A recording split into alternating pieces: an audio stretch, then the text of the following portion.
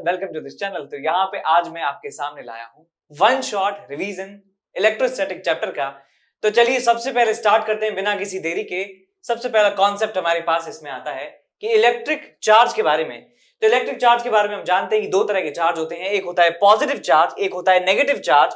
और इसको नाम रखा गया था बेंजामिन फ्रैंकलिन के द्वारा। उन्होंने डिसाइड किया कि इलेक्ट्रॉन के चार्ज को नेगेटिव कहा जाएगा और उसके अलावा इलेक्ट्रॉन की जो डेफिशिएंसी से चार्ज क्रिएट होगा that will be called positive. Charging जो है तीन तरीके से की जा सकती है, एक फ्रिक्शन के द्वारा की जा सकती है, इंडक्शन के द्वारा की जा सकती है और कंडक्शन के द्वारा की जा सकती है। ये तीन मेथड हैं, तीन पॉपुलर मेथड हैं चार्ज करने के किसी ऑब्जेक्ट को। उसके बाद हम आते हैं प्रॉपर्टी ऑफ चार्ज पर। प्रॉपर्टी ऑफ चार्ज पढ़ते हैं। सबसे पहला प्रॉपर्टी है कि ये दो तरह के चार्ज होते हैं, एक होता है पॉजिटिव, एक होता है नेगेटिव। ये बात सब जानते हैं कि पॉजिटिव चार्ज इलेक्ट्रॉन की कमी के द्वारा प्रोड्यूस होता है और नेगेटिव चार्ज इलेक्ट्रॉन की अधिकता यानी कि एक्सेस ऑफ इलेक्ट्रॉन की वजह से आता है। दूसरी प्रॉपर्टी है कि लाइक चार्ज रिपेल करते हैं और अनलाइक चार्जेस अट्रैक्ट करते हैं। यदि दो चार्जेस हैं आपके पास सेम नेचर के, पॉजिटिव पॉजिटिव, तो एक दूसरे को वो रिपेल करेंगे। ऑपोजिट नेचर के चार्जेस हैं तो एक दूसरे को अट्रैक्ट करेंगे, और सेम नेचर के हैं नेगेटिव नेगेटिव तो भी एक दूसरे को रिपेल कर रहे होंगे। उसके बाद अगली प्रॉपर्टी है कि body is charge by loss और गेन ऑफ इलेक्ट्रॉन्स। समझ गए, स्ट्रेट फॉरवर्ड है। In an isolated system total charge remain conserve, यानी कि यदि कोई एक आइसोलेटेड सिस्टम है जिसका कोई बाहर के सिस्टम से लेना देना नहीं है, बाहर के सराउंडिंग से कोई लेना देना नहीं है, तो उसका चार्ज कंजर्व रहेगा, चार्ज जो है कंजर्व रहेगा। और इस प्रॉपर्टी को कहा जाता है charge conservation, charge conservation law, charge conservation law इसे कहा जाता है। और ये एक एक्सपेरिमेंटल फिनोमेना है, ठीक है, याद रखिएगा, इट्स एन एक्सपेरिमेंटल जो फैक्ट है ये, ठीक है। इसके बाद अगला प्रॉपर्टी है कि charge exist in discrete nature. इसे क्वांटाइजेशन ऑफ चार्ज कहा जाता है। इसे क्या कहते हैं? Quantization of charge, quantization of charge. इसका मतलब यह है कि किसी भी बॉडी पर जो चार्ज होगा वो इंटीजर मल्टीपल होगा इलेक्ट्रॉन के चार्ज का, ठीक है। और यहाँ पे ये जो n है, यहाँ पे इंटीजर है, n की वैल्यू हो सकती है 0, 1, 2, 3, 4, 5, कोई भी इंटीजर वैल्यू n की हो सकती है। और E जो है, E है charge on electron which is 1.6 into 10 to the power minus 19 coulomb. Magnitude of charge on electron E कहते हैं उसे। उसके बाद यहां लिखा है कि moving charge has magnetic effect along with electric effect. जब चार्ज मूव करता है तो उसकी वजह से करंट भी फ्लो होता है और उसके विसिनिटी में, उसके आसपास मैग्नेटिक फील्ड भी क्रिएट होता है। तो एक मूविंग चार्ज के पास दोनों इफेक्ट जो हैं होते हैं। उसके बाद यहां लिखा है कि accelerating charges emits radiation, electromagnetic radiation emit होती है यदि चार्ज को एक्सेलरेट किया जाता है। लेकिन जब भी हम सवाल इस चैप्टर में करेंगे तो वहां पे ईएम वेव का जो रेडिएशन है इन वेव्स का, वो हम नहीं मानते हैं, नहीं कंसीडर करते हैं। उसके बाद यहां लिखा है कि gold leaf electroscope detects charge on a body. एक एक्सपेरिमेंट है, इलेक्ट्रोस्कोप की मदद से उसे परफॉर्म किया जाता है जिससे चार्ज के बारे में पता चलता है, चार्ज पता चल जाता है बॉडी के ऊपर। उसके बाद यहां लिखा है कि charge is scalar and additive in nature, यानी चार्ज को ऐड कर दिया जाता है। यदि 1 कूलम चार्ज के ऊपर 2 कूलम चार्ज और दे दिया तो टोटल चार्ज 1 + 2 = 3 कूलम हो जाएगा। और एक स्केलर क्वांटिटी है, यानी डायरेक्शन की आवश्यकता यहां पे नहीं है, डायरेक्शन नहीं होता है इसका। इसके बाद आगे चलते हैं कि कंडक्टर एंड इंसुलेटर के बारे में पढ़ते हैं। कंडक्टर इंसुलेटर में क्या होता है डिफरेंस, कि ये कुछ सब्सटेंसेस ऐसे होते हैं जो रेडिली अलाउ करते हैं पासेस ऑफ इलेक्ट्रिसिटी। इलेक्ट्रिसिटी का मतलब फ्लो ऑफ चार्ज, इलेक्ट्रिसिटी का मतलब फ्लो ऑफ चार्ज को रेडिली अलाउ करते हैं कि भाई आराम से निकल जाओ, कोई दिक्कत नहीं है। Through them are called conductors. ये कंडक्टर की डेफिनेशन हुई। मेटल्स हुए, ह्यूमन बॉडी है and earth are example of the conductor, ये कंडक्टर के एग्जांपल हैं। और यहां लिखा है कि material which opposes flow of charge through them are insulator. Insulator सब समझ गए कि जो इलेक्ट्रिसिटी यानी चार्ज का फ्लो को जो है रोकते हैं, वो जाने नहीं देते हैं, चार्ज को फ्लो नहीं होने देते हैं। उसके बाद यहां पे लिखा गया है कि अर्थिंग क्या होता है। अर्थिंग सब जानते हैं, सबने नाम सुना होगा अर्थिंग। ये अर्थिंग प्रोसेस होता है किसी भी एक कंडक्टर को अर्थ से कनेक्ट कर देना, अर्थ से कनेक्ट कर देना कहलाता है अर्थिंग। तो यहां पे देखिए लिखा है कि process of sharing charges with earth is called grounding और अर्थिंग, ग्राउंडिंग और अर्थिंग। और इसका सिंबल होता है ये, ठीक है। मान लीजिए आपके पास एक स्फीयर है जिसके ऊपर कोई चार्ज है, लेट्स से +q के बराबर, और उसको यहां जोड़ने का मतलब है कि यहां पे अर्थ से कनेक्ट कर दिया गया है, अर्थ से जोड़ दिया गया है। तो चार्ज, इस ऑब्जेक्ट और अर्थ के बीच में चार्ज का ट्रांसफर हो जाता है।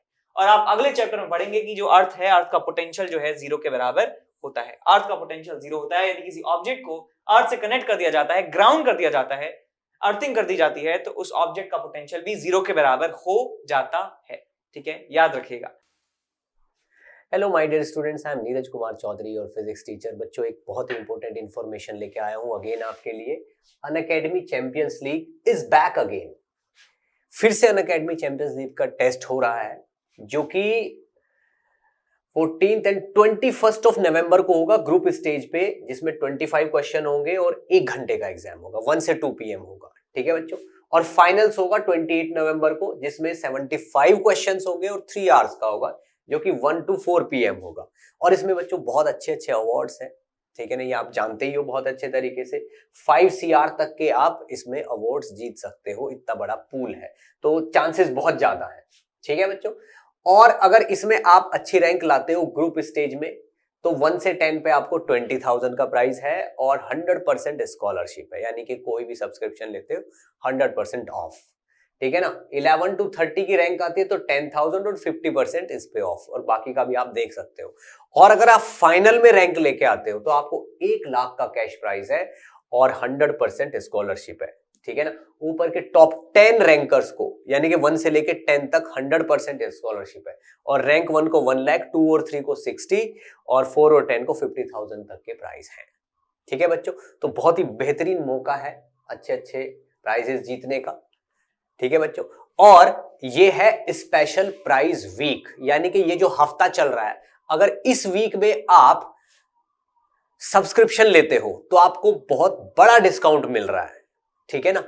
10 + 10 यानी कि 20% का, अप्रोक्सीमेटली 20% का डिस्काउंट मिल रहा है, आप अगर इस स्पेशल वीक में सब्सक्रिप्शन लेते हो तो।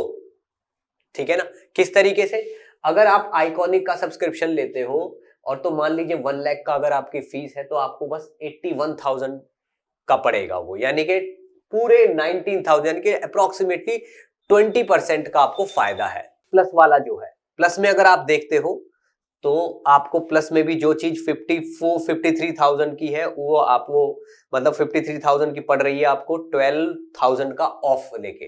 ठीक है। तो ये चीज पहले 67,000 की थी, अभी आपको 53 की मिल रही है, यानी कि पूरा 20% ऑफ है। किस वजह से? इस स्पेशल वीक की वजह से। और ये वीक आपका 10 से 17 नवंबर तक है, यानी कि समझ लो आज इसका लास्ट है। मे भी पॉसिबल है 1-2 दिन एक्सटेंड हो सकता है, बट इसका ऑफिशियली आज लास्ट डे है, 17 नवंबर। ठीक है बच्चों। नेक्स्ट देखिए, all star crash course batch.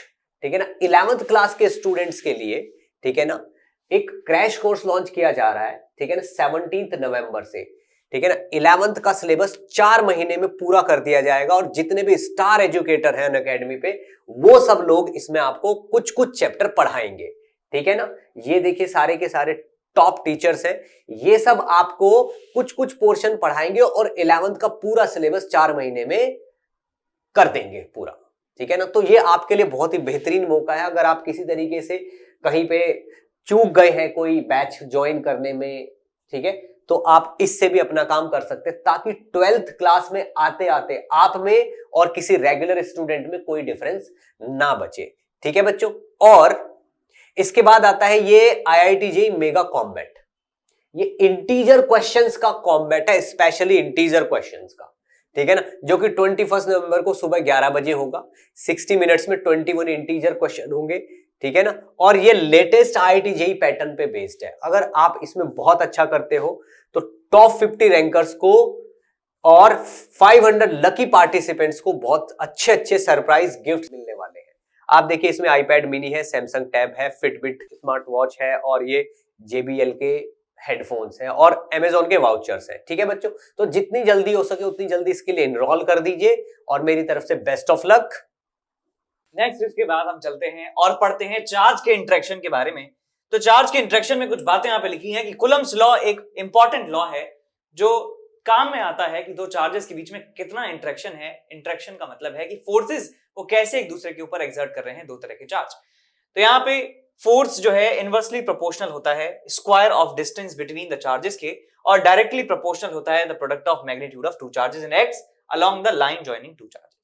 यदि आपके पास एक चार्ज है यहाँ पे +Q1 और यहाँ पे एक दूसरा चार्ज है +Q2, तो ये जो फोर्स एक दूसरे के ऊपर लगाते हैं रिपल्सिव टाइप का, वो फोर्स इन दोनों को ज्वाइन करने वाली लाइन के अलोंग लगता है।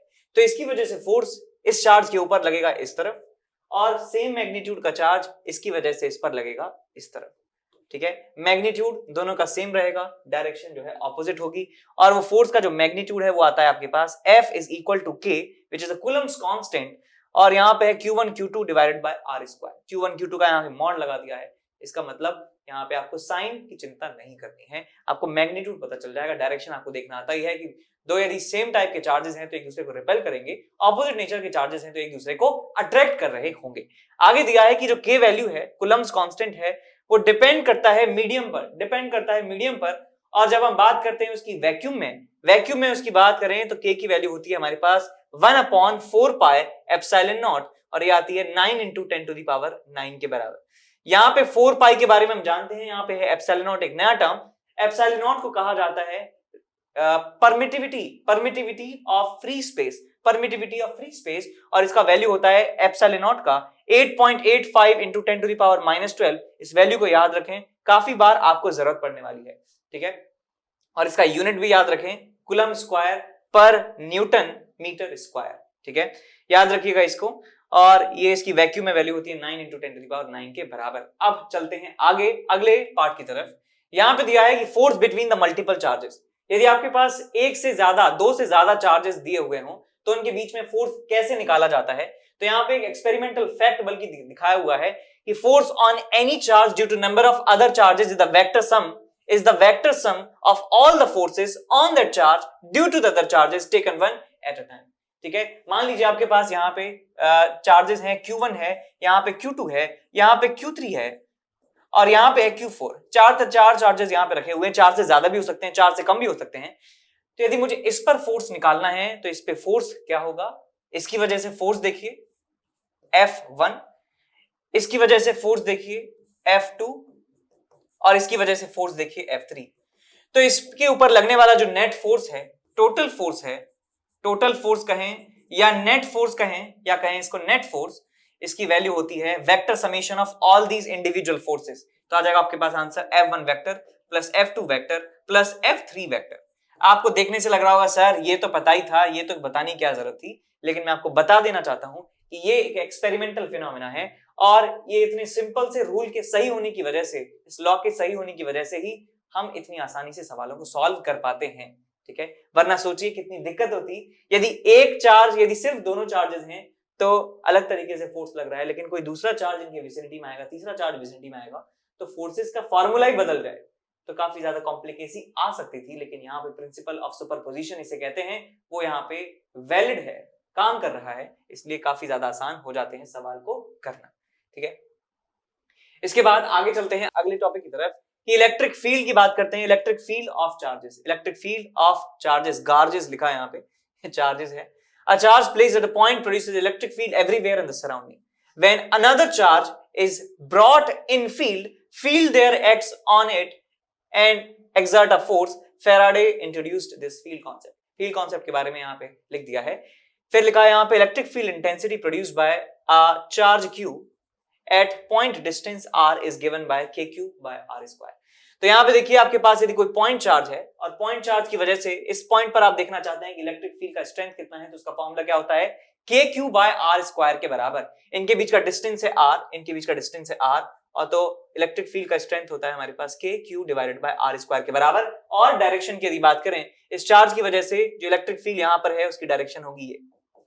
यदि यहाँ पे नेगेटिव चार्ज होता है तो इलेक्ट्रिक फील्ड की डायरेक्शन इस तरफ हो जाती है, तो ये बात आप याद रखिए। उसके बाद यहाँ लिखा है कि ऐसा unit of electric field is newton per coulomb, इसका ऐसा यूनिट है। Field intensity at a point due to charge Q in space is defined as the force that a unit positive charge would experience if placed at that point. इसका मतलब ये कहना चाह रहे हैं कि यदि कोई चार्ज Q0 इस पॉइंट पर आके टिकता है तो उसके ऊपर लगने वाला जो फोर्स है that will be equal to Q0 into electric field at that point. तो ये बात याद रखिएगा, ये फॉर्मूला याद रखिए। यहाँ पे जो चार्ज है आपको विद साइन पुट करना है, तो कोई चार्ज Q0 यदि इलेक्ट्रिक फील्ड E में रखा हुआ है तो उसके ऊपर लगने वाला फोर्स होगा Q into E के बराबर, ये यहाँ पे लिखा हुआ है। इसके बाद आगे चलते हैं। फील्ड जो है पॉइंट टू पॉइंट वेरी करता है, एक वेक्टर क्वांटिटी है, समझ गए, क्योंकि ये फोर्स से बना है तो ये फोर्स एक वेक्टर है, तो ये भी एक वेक्टर क्वांटिटी होने वाली है। और फील्ड के बारे में लिखा है कि field can transport energy, field transport कर सकता है एनर्जी को। मतलब क्या है इसका, कि ये आपके पास एक चार्ज है और एक दूसरा चार्ज है, यहां पर दूसरा चार्ज है प्लस क्यू डैश, ये चार्जेस है, ठीक है, यहां पे रखे हुए हैं। यदि मैं एनर्जी यहां से स्पेंड करता हूं, इस चार्ज को मूव करवा देता हूं, तो क्या होगा, इस चार्ज की वजह से ये वाला चार्ज भी मूव करने लगेगा, इसके ऊपर भी फोर्स लगने लगेगा। तो इसकी वजह से कहते हैं कि ये चार्ज जो है, ये इलेक्ट्रिक फील्ड जो है वो एनर्जी को ट्रांसपोर्ट कर सकता है, एनर्जी को ट्रांसपोर्ट कर सकता है। इसके बाद यहां पे दिया है कि field due to system of charges, field due to system of charges, यदि एक से ज्यादा चार्ज पार्टिकल्स आपको दिए हुए हैं, उनकी वजह से इलेक्ट्रिक फील्ड निकालना है, तो प्रिंसिपल ऑफ सुपरपोजिशन जो फोर्स में पढ़ा था वो भी यहां पे आप इस्तेमाल कर सकते हैं, ठीक है, यही लिखा हुआ है कि आप इस्तेमाल कर सकते हैं प्रिंसिपल ऑफ सुपरपोजिशन कि टोटल जो इलेक्ट्रिक फील्ड है that will be equal to electric field due to first charge, electric field due to second charge, electric field due to another charges. तो ये principle of superposition electric field में भी आप apply कर सकते हैं। इसके बाद आगे चलते हैं, इलेक्ट्रिक डायपोल के बारे में पढ़ते हैं। इलेक्ट्रिक डायपोल के बारे में दिया है कि electric dipole is an arrangement of pair of equal and opposite point charges separated by a distance.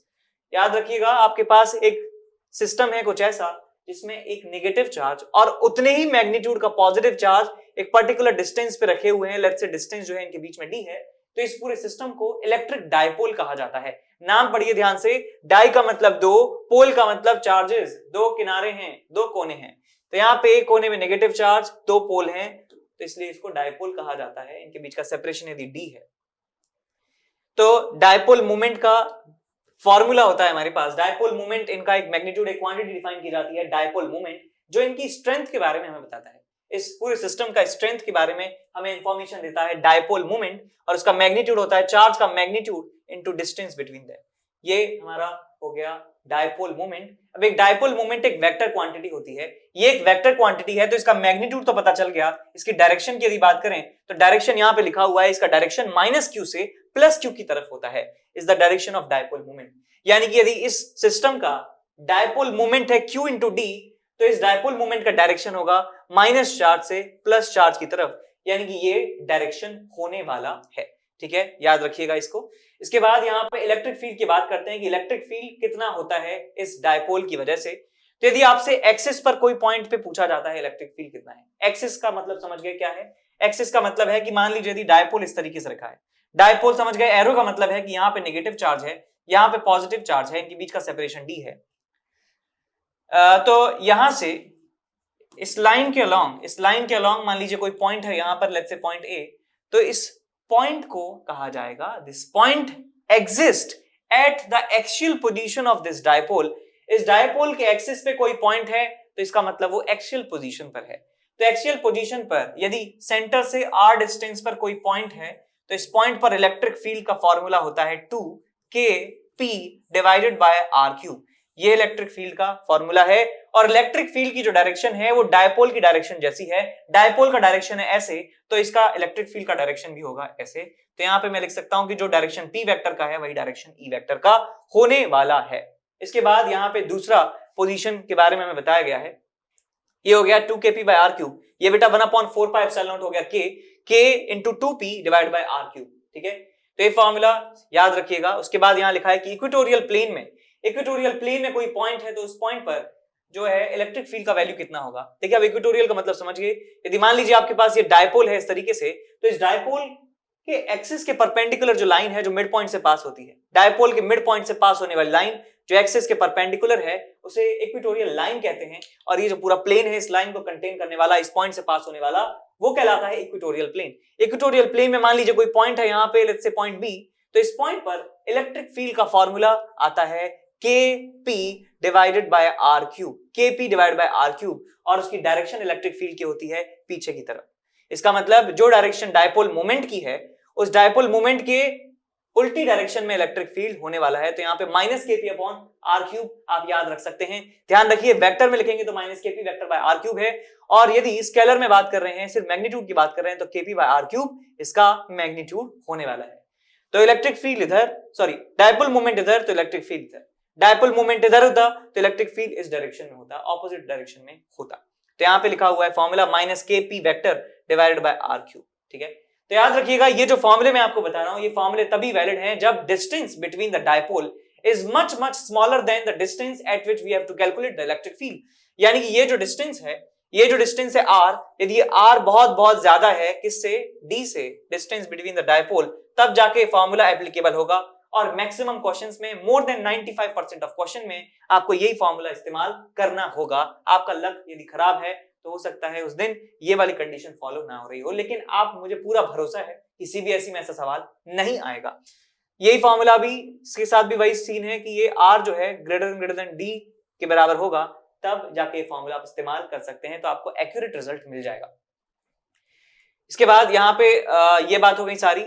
यहाँ पे लिखा है कि पोलर मॉलिक्यूल्स होते हैं, एक नॉन पोलर मॉलिक्यूल्स होते हैं। पोलर मॉलिक्यूल्स ऐसे होते हैं जिनमें परमानेंट डायपोल मूवमेंट प्रेजेंट होता है, जैसे H2O है।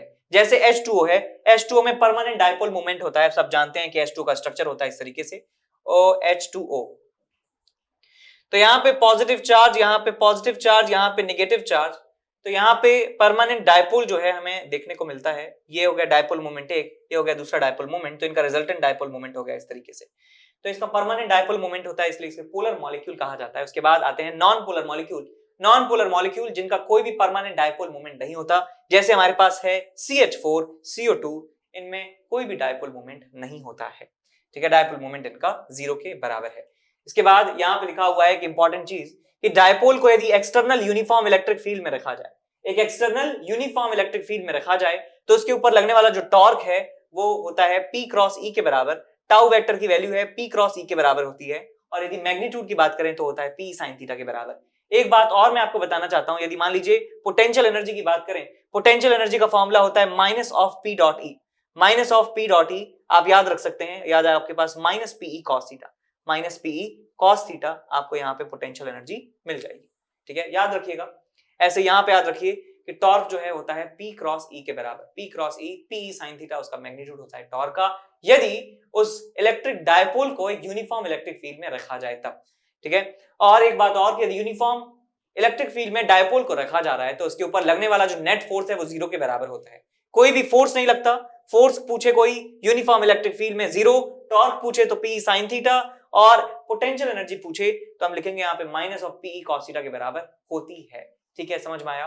अब चलते हैं आगे, तो अब चलते हैं इलेक्ट्रिक फील्ड लाइंस के बारे में पढ़ते हैं। इलेक्ट्रिक फील्ड लाइंस के बारे में ये है कि ये पहली बात तो फैराडे ने दी थी, फैराडे ने दिया था ये कॉन्सेप्ट, और यहां पे लिखा है कि field lines carries information about direction of electric field at different points in space. Space में कोई भी पॉइंट है और उस पॉइंट पर हमें इलेक्ट्रिक फील्ड का स्ट्रेंथ देखना है, तो उसमें हमें हेल्प करती हैं ये इलेक्ट्रिक फील्ड लाइंस। और relative density of field lines at different points indicates relative strength of electric field at these points. Field lines का जो डेंसिटी है, यानी कि उनके बीच का जो स्पेसिंग है, वो हमें बताता है कि रिलेटिव स्ट्रेंथ के बारे में, कि भाई हम दो पॉइंट्स पे कंपेयर कर सकते हैं। मान लीजिए यहाँ पे फील्ड लाइंस दिखाई गई हैं, फील्ड लाइंस दिखाई गई हैं, यहाँ पे फील्ड लाइंस पास पास हैं, यहाँ पे फील्ड लाइंस दूर दूर हैं, तो इन दोनों पॉइंट्स पर जो इलेक्ट्रिक फील्ड है उसको कंपेयर किया जा सकता है कि जहां पे फील्ड लाइंस पास पास हैं वहां पे इलेक्ट्रिक फील्ड जो है वो ज्यादा होता है, और जहां पे फील्ड लाइंस दूर दूर होती हैं वहां पे इलेक्ट्रिक फील्ड का जो स्ट्रेंथ है वो कम होता है, ठीक है। तो इलेक्ट्रिक फील्ड की स्ट्रेंथ को कंपेयर करने के लिए हम इस्तेमाल करते हैं उनकी डेंसिटी का। आगे लिखा है कि Faraday introduce non mathematical way of visualising electric field around charge configuration. Charge के अराउंड इलेक्ट्रिक फील्ड किस तरीके से बिखरा हुआ है उस बात को मैथमेटिकली ना देखते हुए पिक्टोरियली एक रिप्रेजेंटेशन है इलेक्ट्रिक फील्ड लाइंस का।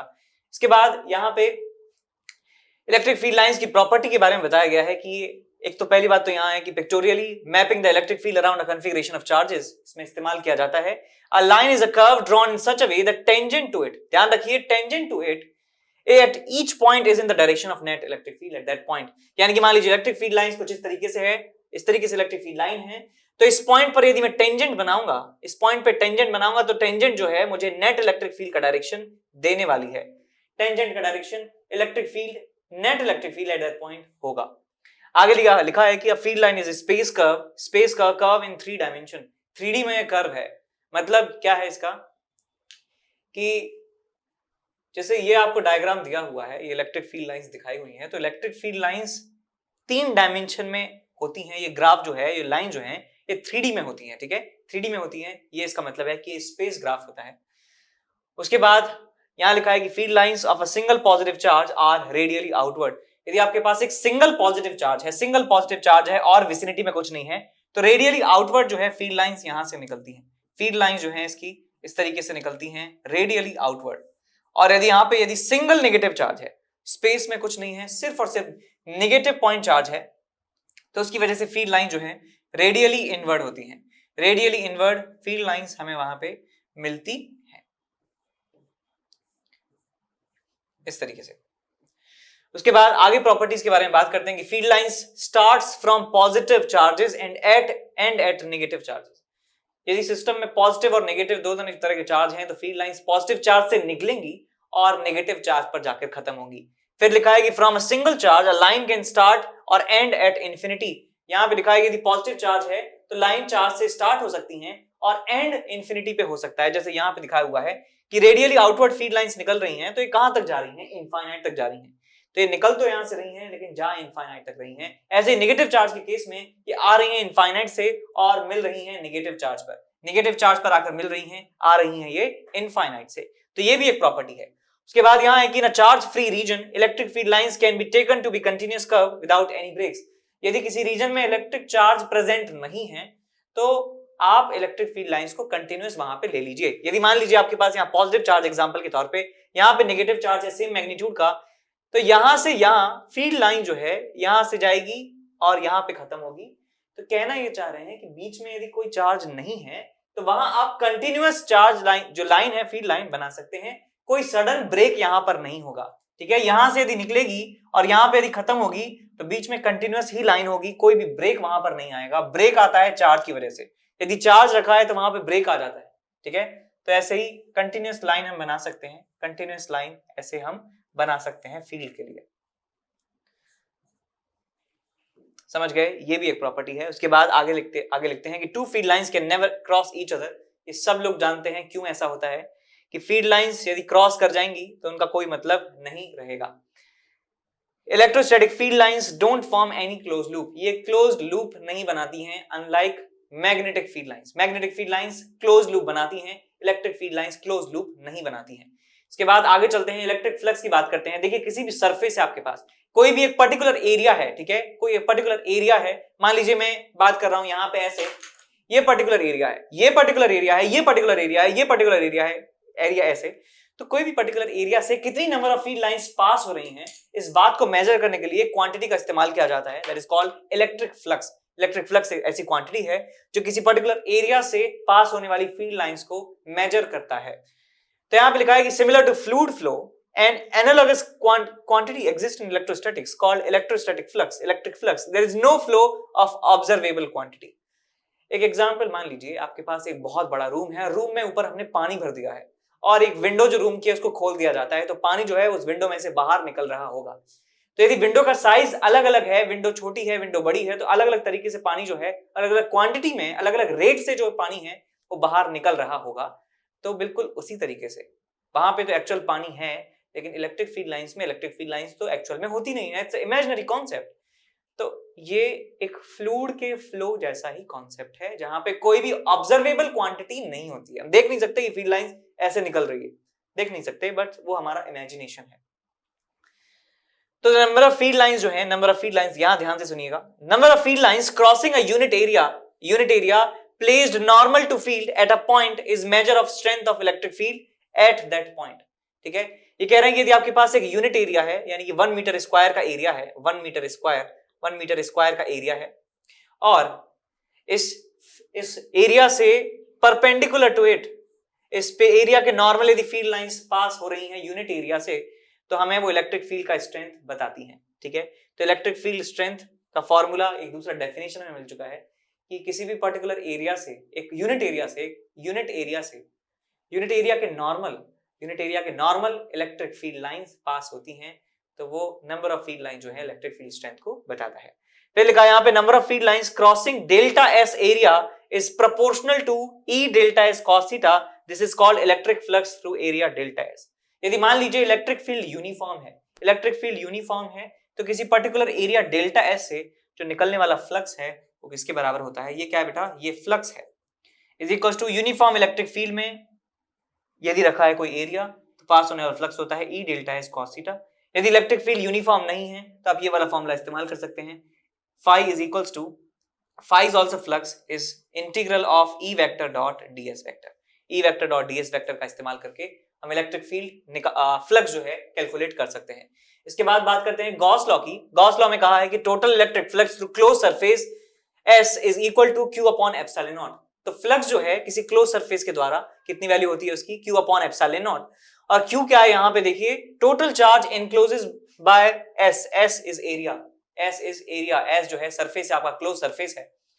तो कोई भी आपके पास क्लोज स्ट्रक्चर है और स्ट्रक्चर में चार्जेस रखे हुए हैं Q1 और Q2, यहाँ पे Q1 माइनस Q2 रखा है, तो इस क्लोज सरफेस से निकलने वाला जो फ्लक्स है that will be equal to total charge कितना हो गया, Q1 minus Q2 divided by epsilon naught. इतना फ्लक्स वहां से पास हो रहा होगा, ठीक है। तो एक क्लोज सरफेस से फ्लक्स कैलकुलेट करने का फॉर्मूला होता है। तो यहां पे लिख रहा है कि total flux is zero if closed surface encloses no charge, यदि कोई भी चार्ज उसके अंदर नहीं है या टोटल चार्ज का समीशन जीरो है तो टोटल फ्लक्स भी जीरो के बराबर होगा। इसका मतलब मान लीजिए कोई आपके पास क्लोज सरफेस है, यहाँ पे प्लस Q चार्ज है और यहाँ पे माइनस Q चार्ज है, तो इस क्लोज सरफेस से निकलने वाला फ्लक्स होगा Q minus Q divided by epsilon naught is equal to zero. कोई भी फ्लक्स पास नहीं होगा। फिर लिखा यहाँ पे Gauss law is true for any surface, any type का सरफेस हो, कोई भी सरफेस हो, गोल टेढ़ा मेढ़ा कैसा भी सरफेस हो, सबके लिए वैलिड है, no matter what its shape और साइज, कैसा भी शेप कैसा भी साइज हो, it does not matter, Gauss law पे कोई फर्क नहीं पड़ेगा। आगे लिखा है कि Q is the total charge enclosed bye a surface located anywhere inside, charge कहीं भी रखा हो, बस हमें उसका समेशन करना है। चार्ज यहां हो, यहां हो, यहां हो, यहां हो, यहां हो, यहां हो, यहां हो, यहां हो, यहां हो, कहीं पर भी हो, उसका समेशन इंपॉर्टेंट है, चार्ज का प्लेसमेंट इंपॉर्टेंट नहीं है जब हम फ्लक्स निकालते हैं, जब हम फ्लक्स निकालते हैं। फिर लिखा है कि Gaussian surface should not pass through discrete charges, यदि गॉसियन सरफेस हम बनाते हैं तो किसी चार्ज को क्रॉस नहीं करनी चाहिए, यानी गॉसियन सरफेस के ऊपर चार्ज नहीं होना चाहिए ना, चार्ज या तो गॉसियन सरफेस के अंदर हो या गॉसियन सरफेस के बाहर हो। मान लीजिए आपके पास कुछ ऐसा सीन है कि यहाँ पे कोई चार्ज रखा हुआ है और इस चार्ज को क्रॉस करते हुए आपने गॉसियन सरफेस बना दिया, क्लोज सरफेस बना दिया, तो ये वैलिड नहीं होगा, हम ऐसा नहीं करते हैं। चार्ज या तो गॉसियन सरफेस के अंदर रहेगा या गॉसियन सरफेस के बाहर रहेगा, ठीक है। Any violation of Gauss law will indicate departure of inverse square law, यदि इनवर्स स्क्वायर लॉ फेल माना जाएगा यदि गॉस लॉ एप्लीकेबल नहीं होगा तो, ठीक है। तो यहां पे लिखा हुआ है कि इनवर्स स्क्वायर लॉ यदि मान लीजिए बदल दिया जाता है, कोई ऐसा क्वेश्चन आता है कि एक पर्टिकुलर दुनिया में, एक अलग दुनिया में फोर्स जो है वो वेरी नहीं होता है Q1 Q2 bye are square से, बल्कि वो Q1 Q2 bye are cube तरीके से जो है फॉलो होता है या किसी और तरीके से फॉलो होता है फोर्स बिटवीन टू चार्जेस, तो गॉस लॉ का इस्तेमाल वहां पे हम नहीं कर पाएंगे, गॉस लॉ का इस्तेमाल नहीं कर पाएंगे।